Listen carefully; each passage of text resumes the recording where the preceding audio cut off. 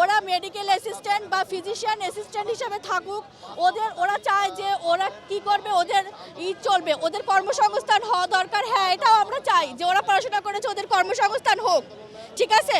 কিন্তু ওরা ডাক্তার পদবি নিয়ে এই যে আজকে 11 বছর যাবৎ 93 বারে এসে রায়টা হলো যে ওরা ডাক্তার হতে পারবে না, এটা আমরা চাই না। তাহলে আমরা আর ওরা এক হয়ে গেলাম, জনগণকে এটা ধোঁকা দেওয়া হচ্ছে। জনগণ বুঝতে পারে যে কে আসল ডাক্তার কে ভুয়া ডাক্তার। আপনারা যারা পড়াশোনা করছেন আপনারা বুঝতে পারেন যে এমবিবিএস কে মানুষ তো আর বুঝে না, মানুষ ডাক্তার মনে করে সবই ডাক্তার। তাহলে এটা কি মানুষকে ধোঁকা দেওয়া হচ্ছে না? আমরা নতুন প্রজন্মের ডাক্তার, আমরা 2024 সালের প্রজন্মতে বিশ্বাসী। আমরা পাকিস্তানপন্থী না, আমরা ইন্ডিয়াপন্থীও না, আমরা বাংলাদেশি, এটা আমাদের পরিচয়। এবং আমরা এটাই চাই, আমাদের দেশের মানুষ বাইরে চিকিৎসায় যাবে কেন?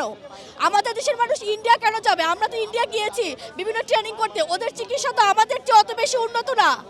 ট্রু কথা, ওদের কাউন্সিলিংটা অনেক ভালো এবং রোগীর সাথে ব্যবহারটা ভালো।